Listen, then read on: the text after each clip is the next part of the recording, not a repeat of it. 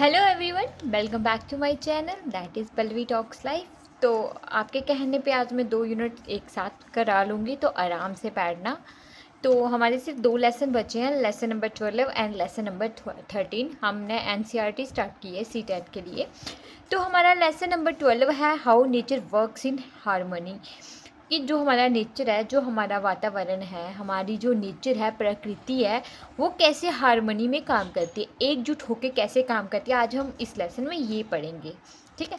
सबसे पहले biotic component क्या होते हैं, जो लिविंग बींग्स होंगे, लाइक आपके एनिमल्स हो गए, प्लांट्स हो गए, ऑर्गेनिजम्स हो गए, हम हो गए, है ना। तो that's we are the biotic components. अब बायोटिक कंपोनेंट्स कौन हो गए, जो नॉन लिविंग बींग्स हो गए, जैसे आपके स्टोन हो गए, रिवर होगी, एयर होगी, that is the abiotic component. ठीक है। देन पॉपुलेशन क्या होती है। अब एक होता है पॉपुलेशन, एक होता है कम्युनिटी। पॉपुलेशन और कम्युनिटी में क्या डिफरेंस है।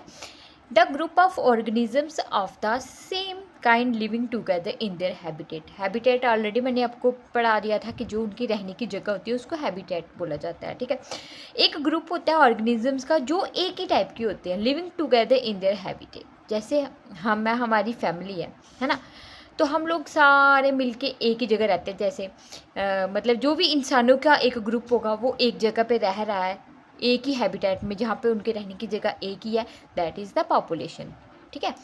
बट कम्युनिटी क्या होती है। एक कम्युनिटी कंप्राइजेस, जैसे मतलब बोलते हैं इंडिया की पॉपुलेशन कितनी है, सभी लोगों को लेके चल रहे हैं, मतलब एक ही है वहाँ पे वैरायटी, दैट इज़ लोग, पीपल्स। ठीक है। बट कम्युनिटी में क्या होता है, एक community comprises different population sharing the same habitat. ठीक है। अब जैसे कम्युनिटी क्या हो गया, कम्युनिटी हो गया, वहाँ पे डिफरेंट पॉपुलेशंस होती है। वहाँ पे सिर्फ इंसानों की नहीं होगी, एनिमल्स भी आएंगे, वहाँ पे प्लांट्स भी आ सकते हैं, वहाँ पे अलग अलग वैरायटी आएगी, दैट इज़ द, उसको हम कम्युनिटी बोलेंगे। ठीक है। नेक्स्ट है इसकी, आप एक और एग्जांपल भी ले सकते हो। पॉपुलेशन हो गया, जैसे एक पॉन्ड है या रिवर है, वहाँ पे मछलियाँ रह रही हैं, फिशेस रह रही हैं, दैट इज़ द, मतलब है तो वो सारी फिशेस ही है ना, तो उसको आप पॉपुलेशन बोले हो। बट उसी पॉन्ड में, उसी रिवर में फिशेस के साथ फ्रॉग भी हैं।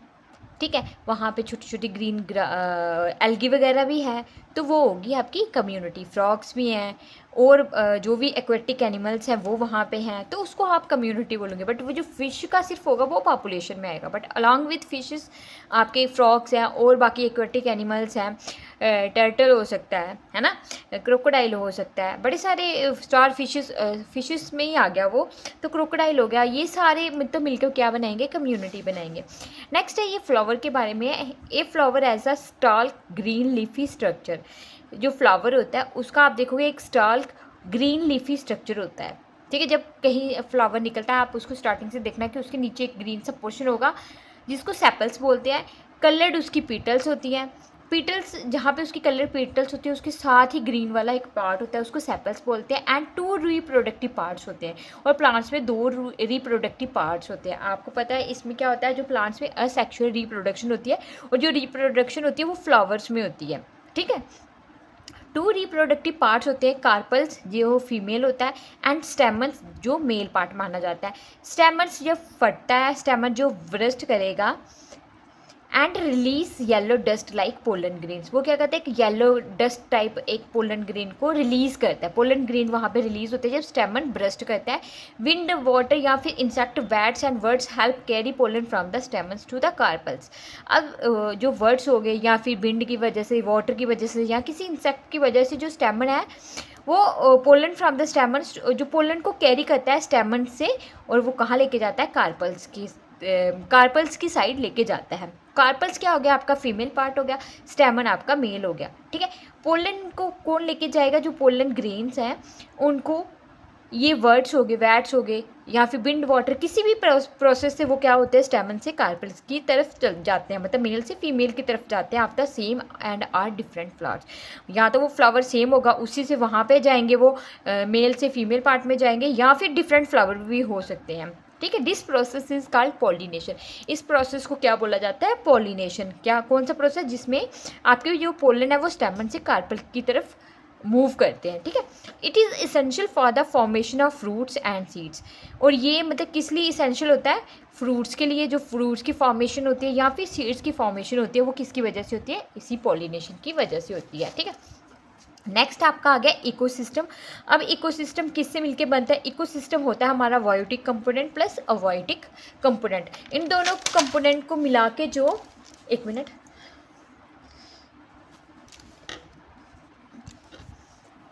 इन दोनों को मिला के जो बनता है दैट इज़ अवर इकोसिस्टम, ठीक है। अब टू मेन टाइप्स होते हैं इकोसिस्टम के, और भी टाइप्स होते हैं बट दो जो मेन इकोसिस्टम के टाइप्स होते हैं that is the aquatic ecosystem है, टेरेस्ट्रियल इकोसिस्टम। अब एक्वेटिक होता है एक्वा, वाटर से रिलेटेड, टेरेस्ट्रियल होगा ज़मीन से रिलेटेड, ठीक है, लैंड से related.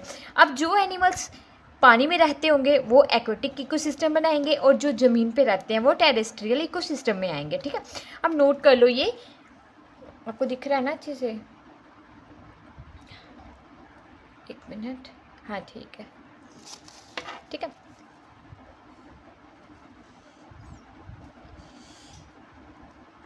Biotic component depend on abiotic component and abiotic component depends on biotic. अब जो हमारा एक्वेटिक हमारा जो इकोसिस्टम बन रहा है biotic plus non biotic, biotic और एबायोटिक इकोसिस्टम। अब क्या होता है कि जो बायोटिक कंपोनेंट होता है वो अबायोटिक पे डिपेंड करता है और जो अबायोटिक होता है वो भी बायोटिक पे डिपेंड करता है। कैसे, मैं एक्सप्लेन करती हूँ। बायोटिक कंपोनेंट में कौन आते हैं? लिविंग बींग्स, लाइक हम आ गए, एनिमल्स आ गए, प्लांट्स आ गए, माइक्रो ऑर्गेनिजम्स आ गए। जो भी लिविंग बींग्स होगा वो बायोटिक में आएगा। अबायोटिक में कौन सा आता है? जो नॉन लिविंग बींग्स होते हैं, ठीक है। अब हम नॉन लिविंग पे डिपेंड है, हमें सॉइल की ज़रूरत होती है, हमें एयर की ज़रूरत होती है, हमें वाटर की ज़रूरत होती है। इसका मतलब जो बायोटिक कम्युनिटी होती है वो अबायोटिक पे डिपेंड करती है। अब सिमिलरली अबायोटिक भी बायोटिक पे डिपेंड होती है। अब क्या होता है, जैसे आप पेड़ पौधे लगा रहे हो, पेड़ पौधे क्या है? आपके बायोटिक कंपोनेंट है। पेड़ पौधे आप वहाँ पे लगा रहे हो जहाँ पे पानी बह रहा है, मिट्टी बह के जा रही है ना। अगर आप वहाँ पे पेड़ पौधे लगा देते हो तो सॉइल इरोजन की प्रिवेंशन होती है, वहाँ पे सॉइल इरोजन नहीं होगा, है ना। पेड़ पौधे किस लिए लगाते हैं? इसीलिए कि सॉइल इरोजन को रिमूव करे, सॉइल इरोजन कम हो जाए, है ना। तो फिर उसने मतलब अबायोटिक की हेल्प हुई, मतलब सॉइल वहाँ पे बहना बंद हो गई, हेल्प हुई, बायोटिक की वजह से हुई। पेड़ पौधे क्या है? आपका बायोटिक कंपोनेंट में होता है। इसी तरीके से आप बोल सकते हो कि बायोटिक एबायोटिक पे डिपेंड होते हैं, एबायोटिक बायोटिक पे डिपेंड होते हैं। नेक्स्ट है आपके प्रोड्यूसर्स आर ऑटोट्रॉप्स। अब ऑटो क्या होता है? सेल्फ, ट्रॉप क्या होता है? फूड। जो अपना खाना खुद बनाते हैं दैट्स आर द ऑटोट्रॉप्स बोला जाता है और उनको प्रोड्यूसर्स भी बोला जाता है, ठीक है। जैसे आपके ग्रीन प्लांट्स हो गए, वो अपना खाना खुद बनाते हैं, उनको हम प्रोड्यूसर्स बोल सकते हैं या फिर ऑटोट्रॉप्स बोल सकते हैं। अब हिटेरोट्रॉप्स कौन से होते हैं? हिटेरो होते हैं अदर, ट्रॉप हो गया फूड, जो दूसरों पे डिपेंड रहते हैं। लाइक हम लोग हैं, जैसे हम एनिमल्स में आते हैं तो हम किसी पे डिपेंड होते हैं खाने के लिए, है ना। तो हम कौन से एनिमल्स हैं? हम किस में आते हैं? हिटेरोट्रॉप्स में आते हैं। नेक्स्ट 3 टाइप के होते हैं, हर्बीवोर्स होते हैं, कार्निवोर्स होते हैं, ओमनीवोर्स होते हैं।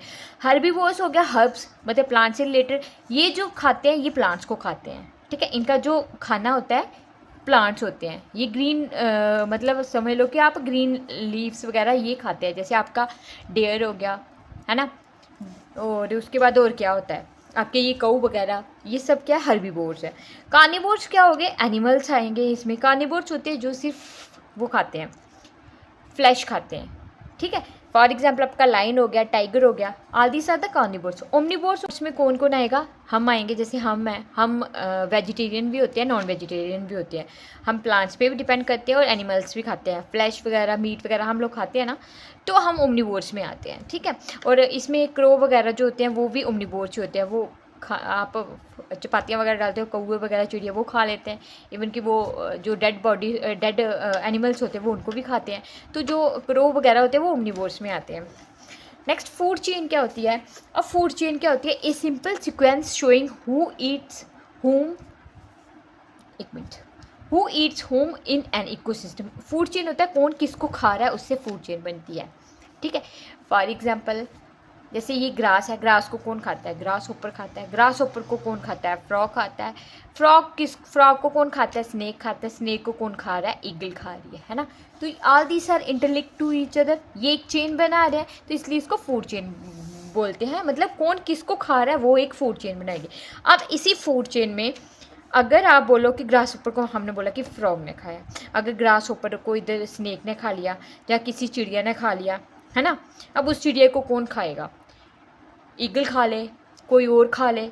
अब फ्रॉग है, फ्रॉग को स्नेक खा रहा है, फ्रॉग को क्या बोलते हैं क्रोकोडाइल खा ले, कोई एनिमल आए जंगली वो खा ले आके, है ना। तो उसके बाद क्या बोलते हैं, स्नेक है, स्नेक को ईगल खा लिया, है ना। अब स्नेक को अगर किसी एनिमल ने खा लिया, ठीक है, तो इससे क्या होता है कि जो ये चेन है वो डिस्टर्ब हो जाती है, वो एक जाला सा बन जाता है, उसको फूड वेब बोलते हैं, वो हम आगे पढ़ेंगे। पहले फूड चेन का पढ़ लेते हैं। Each organisms in a food chain has a specific position. अब हर एक ऑर्गेनिज्म की फूड चेन में एक स्पेसिफिक पोजीशन होती है जिसको ट्रॉफिक लेबल बोला जाता है, ठीक है। Producer like green plants are at the first trophic लेबल। जो प्रोड्यूसर्स हैं, जो आपकी ग्रीन प्लांट्स हैं, जो अपने खाना खुद बनाते हैं, जिनको आप ऑटोट्रॉफ्स भी बोलते हैं, वो आपके लोअर लेवल पे आएंगे, ठीक है। जो ट्रॉपिक लेवल है, ये ट्रॉपिक लेवल आपका किस टाइप का होगा, जैसे आपका पिरामिड होता है ना, आपने क्या करना है, सबसे जो बॉटम है, बॉटम में आपने किसको रखना है, जिसकी नंबरिंग ज़्यादा है। ग्रीन प्लांट्स की नंबरिंग ज़्यादा है ना। अब ग्रीन प्लांट्स को कौन खा रहा है, ग्रीन प्लांट्स को कौन खाता है, एनिमल्स खाते हैं, तो सेकंड लगा लो आप, ये वाला लेवल है जो एनिमल्स का है। अब एनिमल्स को कौन खा रहा है, हम, लाइक इंसान खा रहा है ना। तो थर्ड इज द, जैसे मतलब क्या होगा कि इनकी आप देखोगे कि नंबरिंग डिक्रीज होना शुरू हो जाती है। सबसे पहले ग्रीन प्लांट्स की जितनी नंबरिंग होगी उतनी आपके एनिमल्स की नंबरिंग नहीं है। पूरी आप दुनिया में देखो कितने ग्रीन प्लांट्स हैं, क्या उतने एनिमल्स भी हैं, नहीं है, तो इनकी नंबरिंग डिक्रीज होना शुरू हो जाती है, ठीक है। तो इसी को आप बोलोगे कि आपका जो जब देखा गया, तो ये जो आपका ट्रॉफिक लेवल बन रहा है, वो ट्रॉपिक लेवल कैसा बन रहा है, पिरामिड की शेप का। ट्रॉपिक लेवल किस शेप का बनता है, पिरामिड की शेप का, ठीक है। और जिसकी नंबरिंग ज़्यादा होती है उसको आपने बॉटम में रखना होता है, और जिसकी नंबरिंग सबसे कम होती है उसको आपने टॉप पे रखना होता है। नेक्स्ट फूड वेब क्या गया, food chains are interlinked with each other to form of network. अब जो फूड चेन है, जैसे मैंने आपको ये बोला, अगर ग्रास होपर को कोई क्रो खा ले, ग्रास होपर को अगर आपकी कैट खा ले, कोई भी खा सकता है, इसको ज़रूरत नहीं फ्रॉग खाता है, इसको बड़ी चीज़ें खाती है, अगर ऐसे ऐसे खा ले, उसको और खा ले, इसको कोई और खा ले। अब ग्रास को ग्रास होपर खा रहा है, यहाँ पे डेयर भी तो खा सकता है इसको, है ना, तो कऊ भी तो खा सकती है। तो ये क्या होता है कि इससे क्या आता है, फूड चेन का एक नेटवर्क सा बन जाता है, ठीक है। अब यहाँ पे लगा लो, यहाँ पे ऐसे नेटवर्क टाइप बन जाता है, और वो क्या होता है कि एक दूसरे से इंटरलिंक होता है, तो इसी को फूड वेब बोलते हैं। मतलब जाला सा बन जाए, वेब हो गया कि जाला सा ऐसे बन जाता है, उसको फूड वेब बोलते हैं, ठीक है। नेक्स्ट आ गया डीकम्पोजिशन क्या होती है। अब डीकम्पोजिशन क्या होती है, आप देखते हो कि किसी भी चीज़ का डीकम्पोज होना। फॉर एग्जाम्पल आपने देखा हो कभी कभी रास्ते में आपने गोबर वगैरह देखा होगा, काऊ डंग वगैरह किसी का भी हो गया, है ना, तो कुछ टाइम के बाद आप उसको देखोगे कि वो अपने आप डिकम्पोज होना शुरू हो जाता है ना। कुछ टाइम के बाद आप देखते हो वो डिकम्पोज होना शुरू हो जाता है, क्यों, क्योंकि उसमें बैक्टीरिया वगैरह एक्ट करना शुरू कर देते हैं। बैक्टीरिया क्या करते हैं, जो कॉम्प्लेक्स फूड है, जो आपका गोबर वहाँ पे पड़ा हुआ है, उसको ब्रेक डाउन करते हैं सिंपलर सब्सटेंस में, ठीक है, सिंपलर कंपाउंड में उसको ट्रांसफ़र करेंगे। फिर वो जो बन जाता है वो एक, उसमें बहुत सारे मतलब उसमें न्यूट्रिएंट्स रिच पाए जाते हैं, जो आपकी सॉइल के लिए बहुत ही इंपॉर्टेंट रोल प्ले करता है, ठीक है। उसमें न्यूट्रिएंट्स होंगे, फिर वो गोबर जो आप डालते हो, कभी कभी आपने देखा होगा जो खेतों में जो होता है गोबर डाला जाता है ना, जब वो सूख जाता है, क्योंकि उसमें जो न्यूट्रिएंट्स होते हैं वो काफ़ी रिच अमाउंट में पाए जाते हैं, और वो आपकी सॉइल के लिए काफ़ी बेनिफिशियल होते हैं, आपकी जो फसलें वगैरह है उससे काफ़ी अच्छे से ग्रोथ होती है। तो उसी प्रोसेस को डीकम्पोजिशन बोलते हैं। ज़रूरी नहीं है गोबर, आप पेड़ पौधे देखोगे, एनिमल्स देखोगे जो मर जाते हैं, कुछ टाइम के बाद वो सड़ जाते हैं, अपने आप वहाँ पर कुछ भी नहीं बचता है, तो काला काला सा कुछ बच जाएगा, जैसे क्या बोलते हैं उसको, ह्यूमस टाइप बन जाता है। तो वो सारा क्या होता है, न्यूट्रिएंट रिच होता है, जो आपकी सॉइल में काफ़ी बेनिफिशियल होता है। तो वही जो बैक्टीरिया उसको डिकम्पोज करें, उनको डिकम्पोजर्स बोलोगे, या सेप्रोट्रॉप्स भी बोला जाता है, ठीक है, जो बैक्टीरिया होते हैं उसको डिकम्पोज करें। अब म्यूटलिज्म क्या होता है, म्यूचुअलिज्म क्या होता है, बोथ ऑर्गेनिजम्स बेनिफिट। इसमें क्या होता है, दोनों ऑर्गेनिजम्स एक दूसरे से बेनिफिट लेते हैं। फॉर एग्जाम्पल हनी बीज हो गया और फ्लावर्स हो गया। अब हनी बीज फ्लावर्स से बेनिफिट ले रही हैं, क्या बेनिफिट ले रही हैं, वो क्या कर रही हैं, वो जो हनी बीज है वो फ्लावर से वो निकालती हैं, हनी निकालती हैं, है ना। तो ये दोनों एक दूसरे से बेनिफिट जब लेते हैं तो उसको म्यूचुअलिज्म बोला जाता है। अब कॉमन, यार ये क्या लिखा है मैंने, कॉमन कॉमनसलिज्म। अब ये है कॉमनसलिज्म, जिसमें one organism benefit while the other is not effect. इसमें क्या होता है, एक ऑर्गेनिज्म दूसरे से फ़ायदा लेता है बट दूसरे को कोई नुकसान नहीं होता। फॉर एग्जांपल ऑर्चिड्स होते हैं ट्री पे।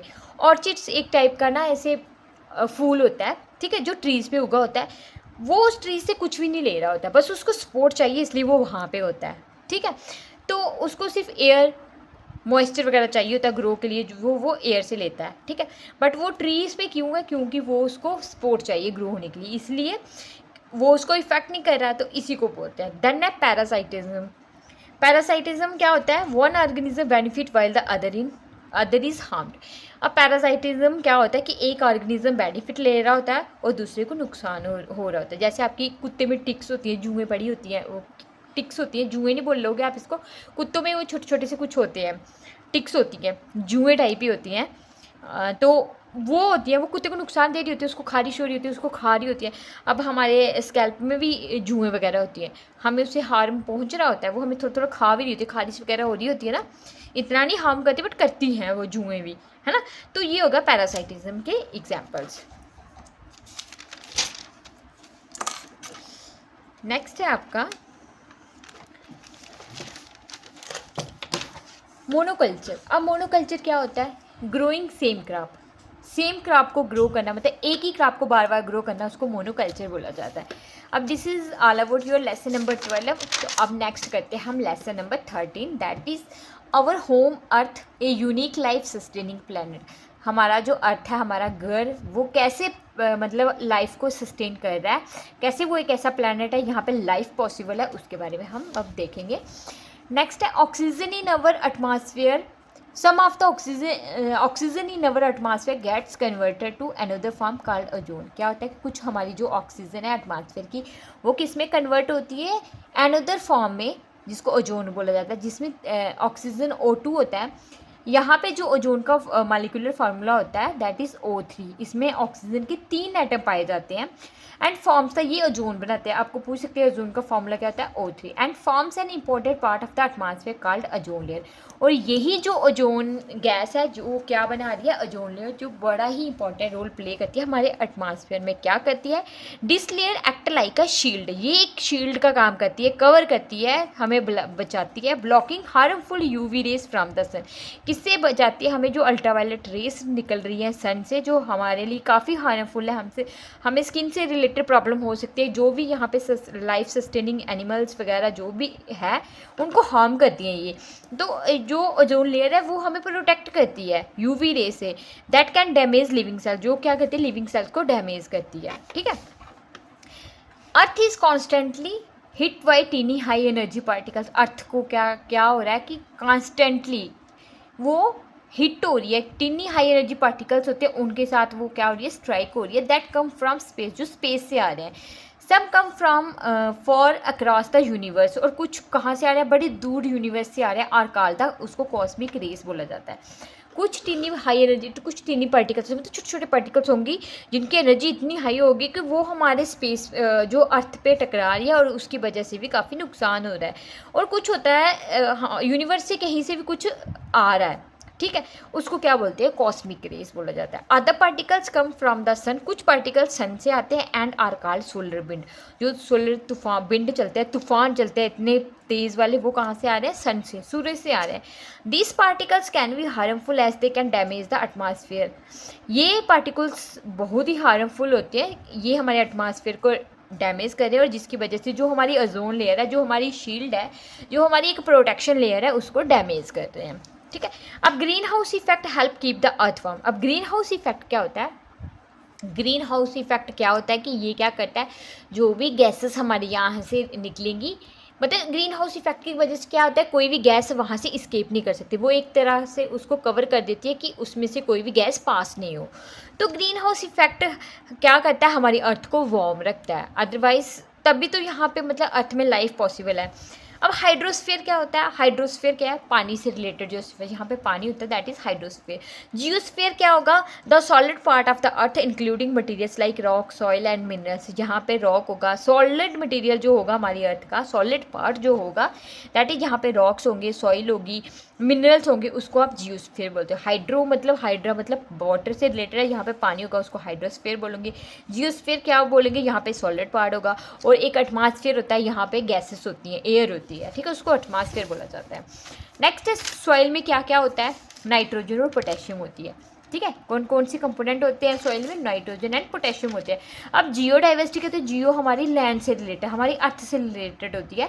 तो जियो डाइवर्सिटी क्या होगी, जहाँ पे लैंड फार्म्स होंगे, यहाँ पे रॉक्स होगी, सॉइल, इन चीज़ों से जो मिलके बनता है that is the geo diversity, ठीक है। अब biosphere, all living beings along with the places where they live. अब जितने बायोस्फीयर किसको बोला जाएगा, जितने भी लिविंग बींग्स हैं और वो along with the places where they live, और उन जगहों के साथ जहाँ पे वो रहते हैं, वो जो मिलके बनता है दैट इज़ द बायोस्फीयर। अब नेक्स्ट पढ़ेंगे हम रिप्रोडक्शन के बारे में, दैट इज असेक्सुअल रिप्रोडक्शन और सेक्सुअल रिप्रोडक्शन, ठीक है। असेक्सुअल रिप्रोडक्शन के बारे में आगे हम डिटेल में पढ़ेंगे, बट इसमें देख लेते हैं कुछ थोड़ा सा। असेक्सुअल रिप्रोडक्शन में क्या होता है, एग्जैक्ट कॉपीज बनती हैं, ठीक है, और इसमें क्या होते हैं, सिंगल पेरेंट्स होते हैं। बट सेक्सुअल रिप्रोडक्शन में सम डिफरेंस आता है, जो भी आगे आप रिप्रोड्यूस करोगे, जो भी आगे आप मतलब आगे बनाओगे वो थोड़ा डिफरेंट होगा, ठीक है। बट असेक्सुअल रिप्रोडक्शन में सेम एग्जैक्ट कॉपी होगी, ठीक है। इसमें सिंगल पेरेंट्स होते हैं, सेक्सुअल में 2 पेरेंट्स होते हैं। फॉर एग्जांपल जैसे एनिमल्स हो गए, हम इंसान हो गए, तो हम जो रिप्रोडक्शन करते हैं वो सेक्सुअल होती है, 2 पेरेंट्स से मिलके बनती है, मेल एंड फीमेल से। नेक्स्ट है आपका असेक्सुअल रिप्रोडक्शन के बारे में पढ़ते हैं, अब क्या होता है। Many plants can reproduce when any part of the plant, leaf, stem or root is planted in soil. Many plants क्या कहते हैं, बड़े सारे ऐसे प्लांट्स होते हैं जो रिप्रोड्यूस करते हैं when any part of the plant, मतलब कोई भी उसका पार्ट, जैसे लीफ हो गया, स्टेम हो गया, रूट हो गया, अगर हम उसको सॉइल में डालते हैं तो काफ़ी सारे जो प्लांट्स हैं वो रिप्रोड्यूस होते हैं, बनते हैं, है ना। This kind of reproduction is called vegetative propagation, इसको वेजिटेटिव प्रोपगेशन बोला जाता है, ठीक है। अगर हम कई बार होता है ना कि हम किसी की जड़ें लगा दें, किसी की स्टेम लगा दें, किसी का लीफ लगा दें, मतलब पत्ते पत्ते निकले होते हैं उसको, तो उसको वेजिटेटिव प्रोपगेशन बोला जाता है, ठीक है। सॉइल में हम उसको लगाते हैं, और ये असेक्सुअल रिप्रोडक्शन में आता है। अब सेक्सुअल रिप्रोडक्शन में क्या आता है, 2 पेरेंट्स आर इन्वॉल्व, इसमें सिंगल पेरेंट्स होंगे, इसमें 2 parents are involve mutually, male and usually male and female. क्या होता है, 2 पेरेंट्स इन्वॉल्व होते हैं जिसमें मेल और फीमेल होते हैं। Easily observed in animals, easily आप देख सकते हो एनिमल्स में मेल एंड फीमेल की ज़रूरत पड़ती है। Flowering plants have mail and female part, flowering जो प्लांट्स होता है उसमें मेल भी होता है और फीमेल भी होता है, आगे आप पढ़ोगे। अब जेमेट्स क्या होता है, set of instruction get from both the parents. अब जेमेट्स क्या होता है कि जो जेमेट्स होता है उसमें जो इन्फॉर्मेशन होती है वो किसकी होती है, अब आधी मेल की होती है, आधी फीमेल की होती है, ठीक है, दोनों की इक्वल इंस्ट्रक्शंस होती है। कुछ आप देखते हो कि कभी जब कोई बच्चा होता है, किसी की आंखें माँ के साथ मैच करती हैं, उसके जो नाक है उसके पापा के साथ मैच करेगा, है ना, ऐसा होता है ना। तो मतलब अलग अलग, मतलब हाफ इंस्ट्रक्शन वो अपनी माम से लेगा, हाफ इंस्ट्रक्शन वो अपने पापा से लेगा, तो दोनों का मिलकर जो कम्बिनेशन बनता है दैट इज़ द जेमेट्स होता है। तो ठीक है, सेट ऑफ इंस्ट्रक्शन उसमें दोनों की होती है, पेरेंट्स की।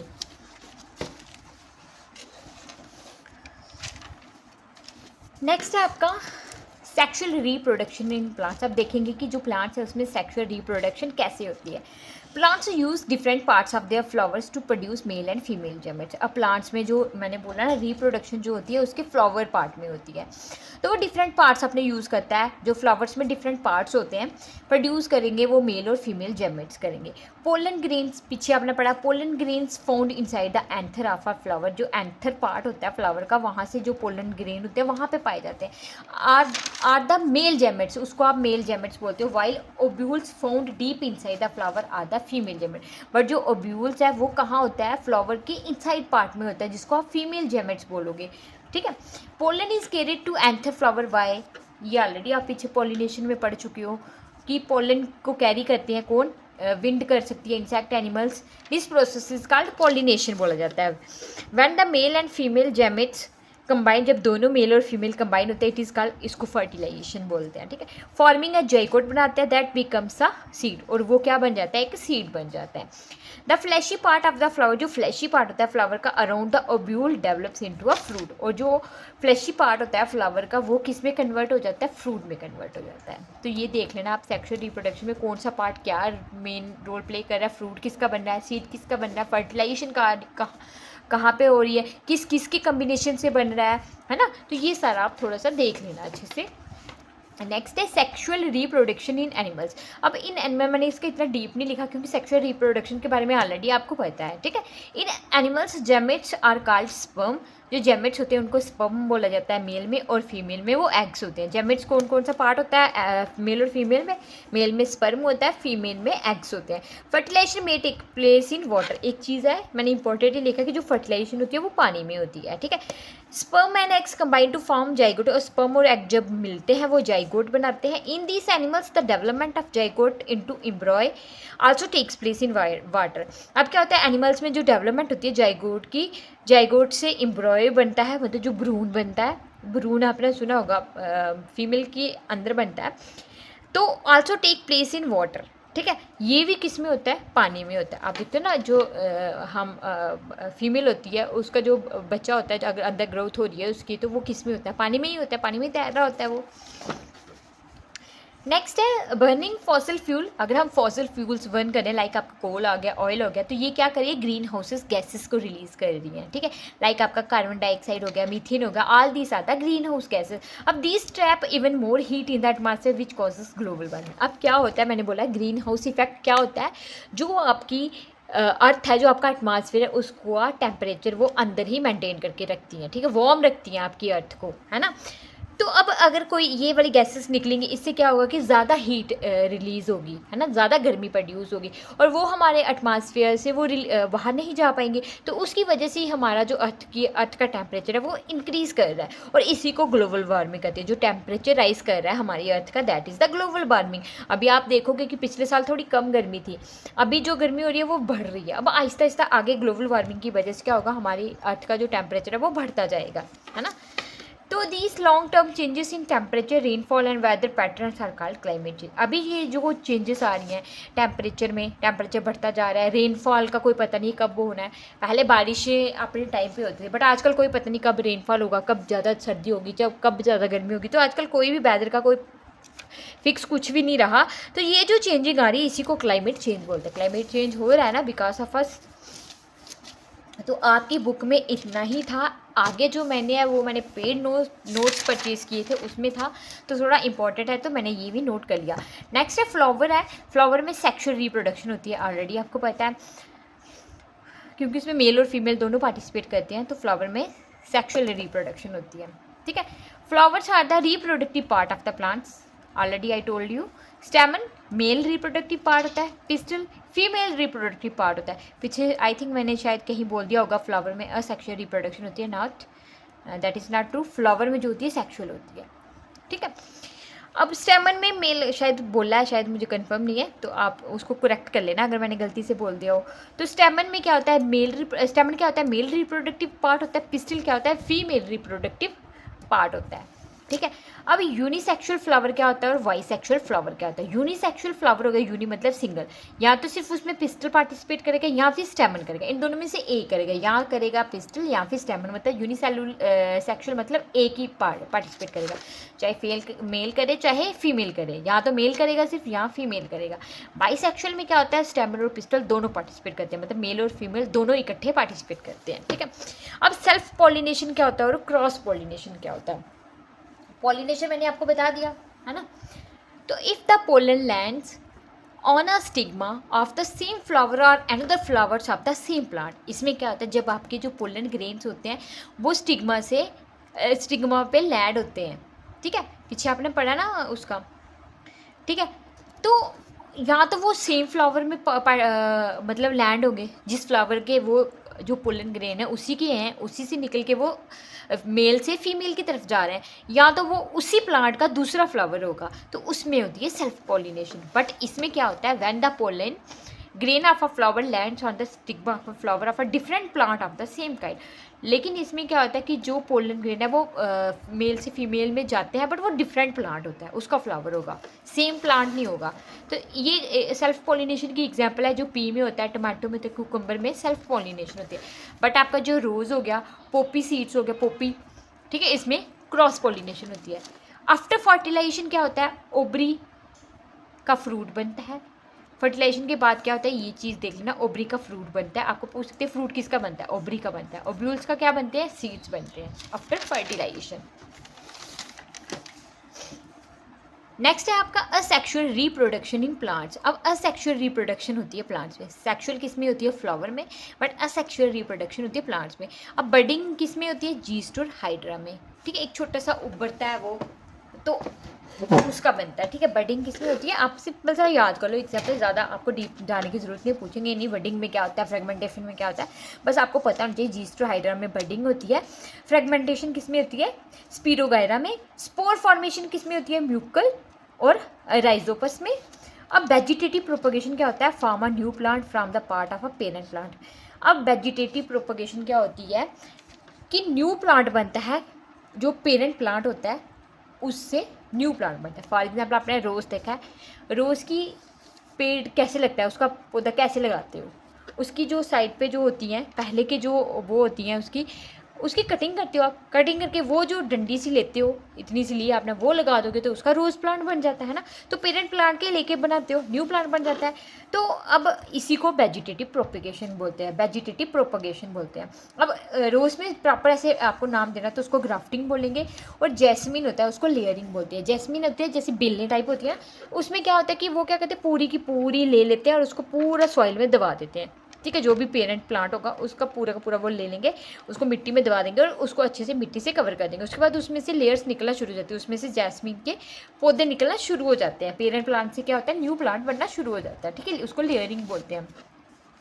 अब रिप्रोडक्शन इन एनिमल्स में क्या होता है, फर्टिलाइजेशन। अब फर्टिलाइजेशन में कहते हैं, ये शॉर्टकट में थोड़ा देख लो, एगोस्पर्म मिलते हैं, फ्यूज़न होती है, फ्यूज़न के बाद जाइगोट बनता है, जाइगोट के बाद एम्ब्रॉय बनता है, एम्ब्रॉय के बाद फॉइटस बनता है आपका, ठीक है। गर्भ में जो मतलब बच्चा जब बनता है तो फॉइटस कैसे बनता है, एम्ब्रॉय के बाद फॉइटस बनता है।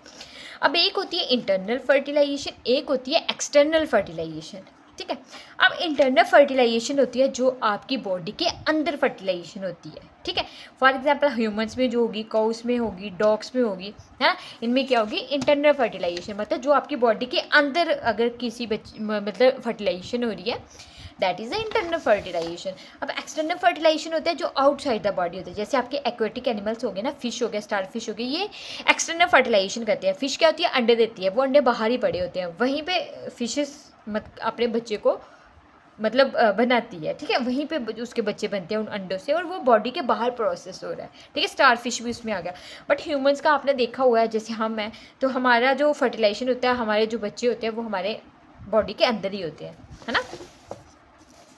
फिर है बीबीपोरस, पोरस क्या होता है और ओबीपोरस क्या होता है, जो मतलब बर्थ देता है उसको बीबीपोरस बोला जाता है। ओबीपोरस हो गया जो अंडों से बच्चे को प्रोड्यूस करते हैं। फॉर एग्जाम्पल हम लोग बीबीपोरस हो गया, जो आपके अंडे दे के वो करते हैं, आपकी फिशेस वगैरह होगी वो ओबीपोरस में आएंगी, ठीक है। नेक्स्ट है मेटामॉर्फोसिस, क्या होता है, the transformation of the larva into an adult through drastic change, ठीक है। वो ट्रांसफॉर्मेशन लार्वा की इनटू अडल्ट में, जिसमें वो ड्रास्टिक चेंज से होके जाता है, ठीक है।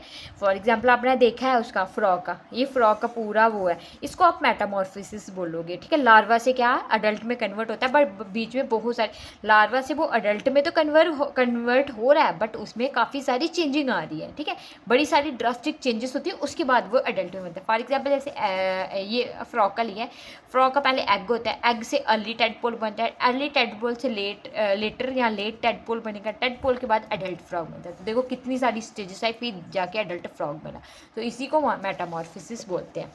अब एक होती है बाइनरी फिशन, एक होती है बर्डिंग। फिशन में क्या होता है, फिशन ऑलरेडी आपने फिजिक्स में पढ़ा होगा, फिशन में क्या होता है, स्प्लिटिंग होती है किसी भी चीज़ की, ठीक है। हैवियर जो एटम है वो स्प्लिट होके लाइटर न्यूक्लियर में बनता है। वैसे ही बाइनरी फिशन में क्या होगा कि एक की स्प्लिटिंग होगी, वो दो में कन्वर्ट होगा। तो आप देख लो कि मतलब ये याद कर लो कि बाइनरी फिशन किस में होती है, अमीबा में, बडिंग किस में होती है, आपकी हाइड्रा में।